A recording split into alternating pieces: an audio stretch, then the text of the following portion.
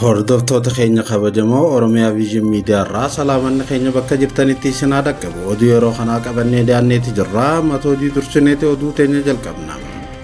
Dhimmi magaalaa Dirree Dhawaa marii biyyoolessaa irratti osoo xiyyeeffannoo hin argatin waliigaltee irra gaamuun himame. Falmiin naannoo Oromiyaatii fi naannoo Somaalee gidduutti maricha irratti kaatee turte. Dhiibbaa paartii badhaadhinaatiin dhaabbachuu maddeen saaxilan. Magaalaan guddoon naannoo Tigraay Maqaleen dirooniin haleelamuun gabaafame.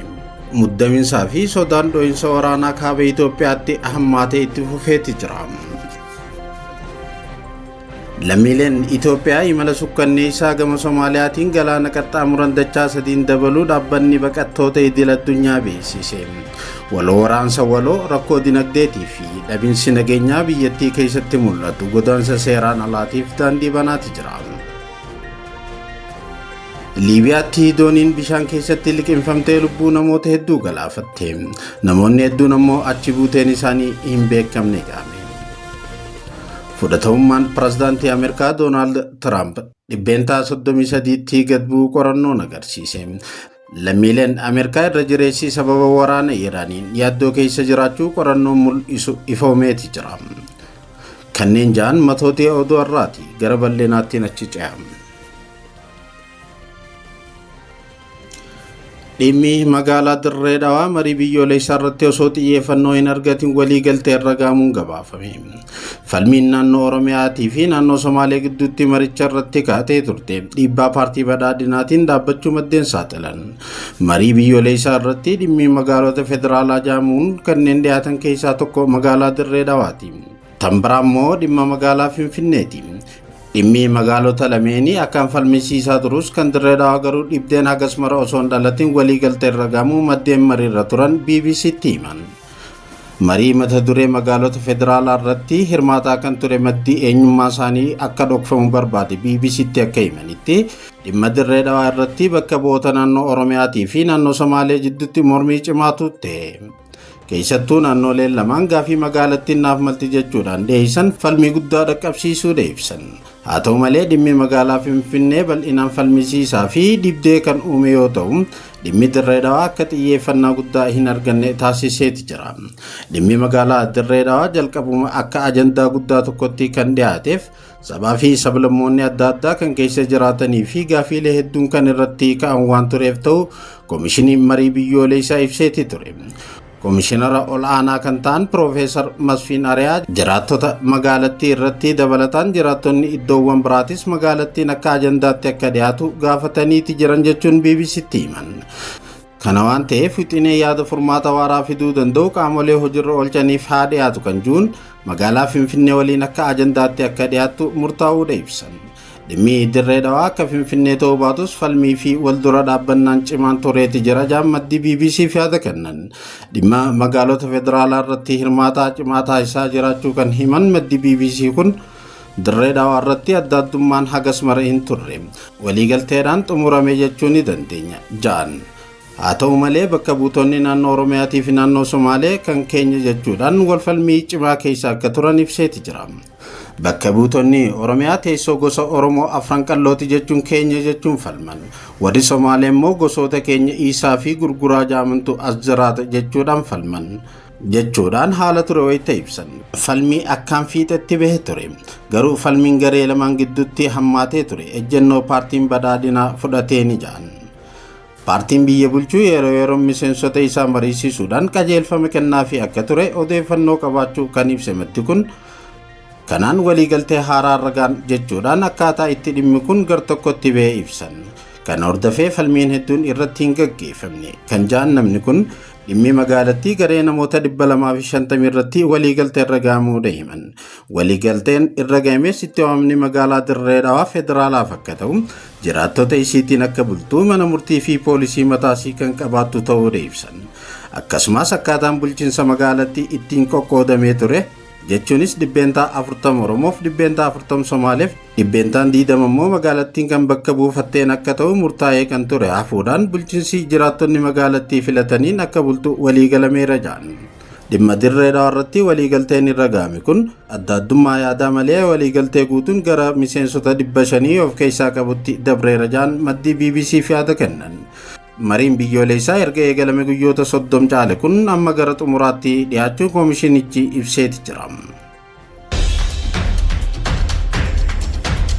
Magaalaa guddoon naannoo Tigraay Maqaleen dirooniin haleelamuun gabaafame. Muddamiinsii fi sodaan dho'insa waraanaa kaaba Itoophiyaatti hammaatee itti fufaati jira. Mootummaan Federaalii Itoophiyaa guyyaa irraa naannoo magaalaa Maqaleetti haleellaa diroonii raawwate jechuudhaan aangoonni mootummaa naannoo Tigraay kan TPLF'n hoogganamu himannaa dhiyeessan. Himannaan aangoota kanaa kan dhaga'ame yeroo ammaa waqtii humnoota lamaan gidduutti wal waraansi guyyaa kamuu dhowuu danda'a jedhamee sodaan uumamaa jirutti. Akka tajaajilli oduu Faransaay Ajaans France Press miseensa koree giddugaleessa TPLF Kalaalii Hagaazii waabeeffachuun gabaasetti humnoonni federaalaa har'a ganama naannoo sa'aatii 4tti Maqaleerraa gara kiiloomeetira 15 fagaattee tan argamtu ganda Daandeeraa jedhamutti wiirtuu leenjii qonnaan bultootaa irratti haleellaa diroonii raawwataniiti jiru. Aangawaan himannaa kana dhiyeesse akka jeetti haleellaa diroonii raawwatame jedhameen miidhaan tokkolleen hin dhaqqabne. Gabaasichi akka ibsetti aangawaan kun odeeffannoo dabalataa kennuurraa of qusateeti jira. Haa ta'u malee ragaan ijaa naannichaa tokko kan maqaan isaa akka hin ibsamne gaafatan haleellaa kanaan yoo xiqqaate namni tokko du'uu dubbatan.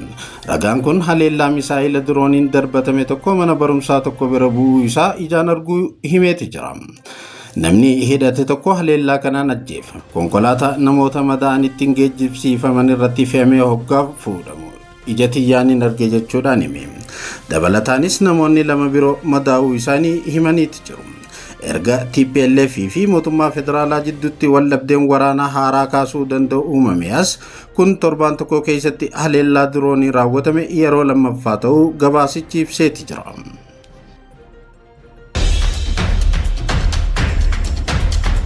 Lammiileen Itoophiyaa imala suukkanneessaa gama Soomaaliyaatiin galaana qaxxaamuran dachaa 3 dabaluu dhaabbanni baqattoota idil addunyaa beeksise. Wal waraansa waloo rakkoo dinagdeetii fi dhabiinsi nageenyaa biyyattii keessatti mul'atu godaansa seeraan alaatiif daandii banaati jira.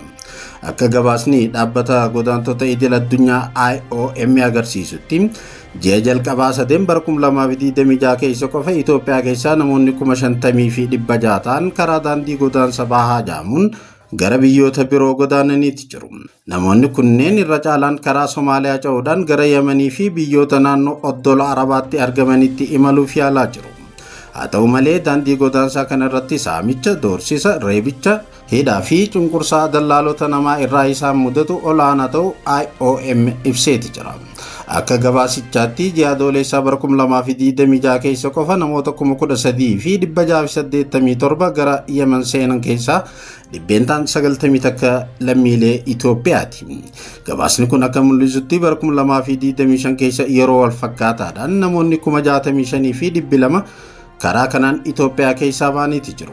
Bara 2026 keessa garuu lakkoofsi kun gara 50,600tti gad bu'eeti jira. IOM akka juutti hir'achuun kun to'annaa mootummaan daandiiwwan ijoo godaansaa irratti cimseen wal qabata. Kunis godaantonni daandiiwwan filannoo biroo akka fayyadaman taasiseeti jira. Daandiiwwan filannoo kunniin garuu baay'ee balaaf kan saaxilame rakkisaa ta'uu IOM ibseeti jira. Yeroo kanatti sochiin godaantota daandii godaansa bahaa guutuu irratti garuu dabalaati jira. Lakkoofsi godaantota daandii kanaa irratti waggaa tokko keessatti dhibbeentaa 8 dabalee 152,700 ga'eeti jira. Keessumattuu karaa Soomaaliyaa godaansa taasisanii lakkoofsi isaanii dachaa 3 dabaluudhaan gara 18,600tti ol ka'eeti jira. Kunis kiyyoo dallaalotaa yookaan daddabarsitoota seeraan alaa Itoophiyaarraa hamma Boosaasotti diriirfameen wal qabata. Dhaabbanni godaantota idil addunyaa kun akka gabaasetti dallaalonni daddabarsa namaa raawwatan maatii fi firoottan godaantota irraa maallaqa akka ergan dhiibbaa irratti geessisu.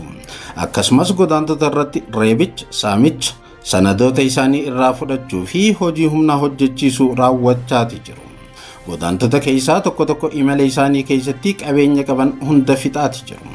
Keessattuu namoonni Bosaasoo keessatti hafan maallaqa isaanii nyaataa fi geejjibaa fixachuudhaan hanqina nyaataa cimaadhaaf saaxilamaati jiru. Isaan keessaa tokko guyyatti yeroo tokko qofa nyaachuu akka danda'an gabaasni kun ibseeti jira. Gabaasicha keessatti rakkoon dinagdee sababoota ijoo godaansa Itoophiyaa keessaa tokko ta'uun ibsameeti jira. Godaantota keessaa dhibbeentaan 57 ta'an sababa rakkoo dinagdeetiin akka godaanan yoo himan. Dhibbeentaan 42 immoo hojii hojjechuuf yookaan carraa hojii barbaachaaf akka imalan ibsaniiti jiru. Gama naannoleetiin yoo ilaalaman godaantota Itoophiyaa keessaa kanneen Amaaraa fi Tigraay irraa kaan tokkoon isaanii dhibbeentaa 35 qabu. Kanneen Oromiyaa irraa kaan immoo dhibbeentaa 22 ta'u jechuudhaan dhaabbanni godaantota idil addunyaa IOM gabaaseeti jira.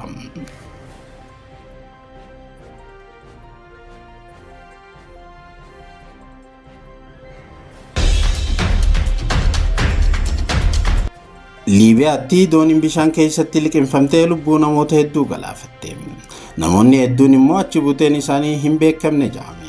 Liibiyaa qarqara baha magaalaa Tiripoolitti dooniin takka liqimfamuu hordofee namoonni hedduun lubbuu isaanii dhabaniiti jiru. Namoonni hedduun immoo eessa akka bu'an hin beekamne.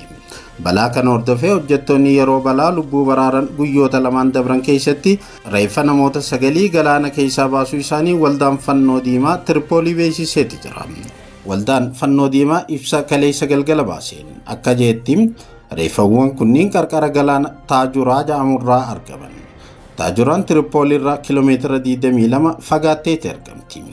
Abbootiin taayitaa naannichaa doonichi yeroo balaan sun mudatu namoota gara 19 ta'an baatee akka ture himaniiti jiru.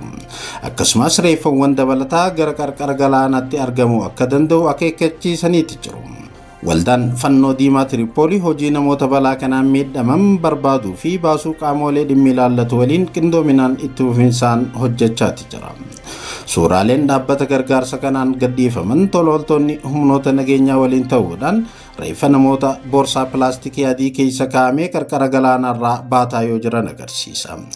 Gama biraatiin dhaabbanni gargaarsa Emergency Response jedhamu kaleessa wixata galaana idil addunyaa Liibiyaa cinaa jiru keessatti doonii mukarraa hojjetamte takka keessa kan turan baqattoota 50 baraaruu isaa beeksiseeti jira.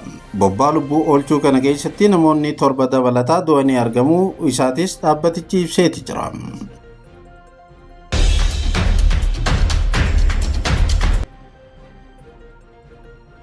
Fudhatamummaan pirezidaantii Ameerikaa Doonaald Tiraamp dhibbeentaa 33tti gad bu'uu qorannoon agarsiise. Lammiileen Ameerikaa irra jireessii sababa waraana Iraaniin yaaddoo keessa jiraachuu qorannoon mul'isu ifoomeeti jira. Qorannoon yaada uummataa akka agarsiisetti fudhatamummaan pirezidaant Tiraamp bara pirezidaantummaa isaa keessatti sadarkaa hundaa ol gad aanarra jira.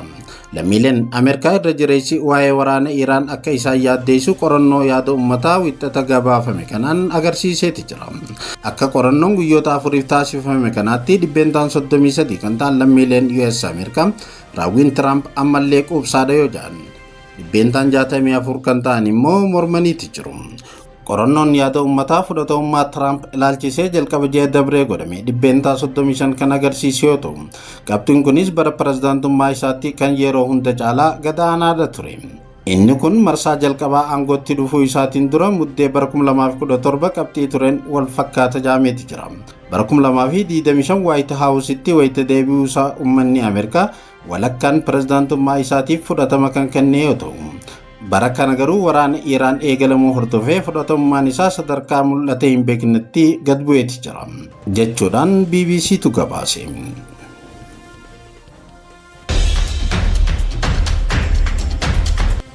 Egaa kabajamtoota hordoftoota keenya oduun yeroo kanaaf Oromiyaa Vision Media irraa qabannee dhiyaanne kana fakkaatti.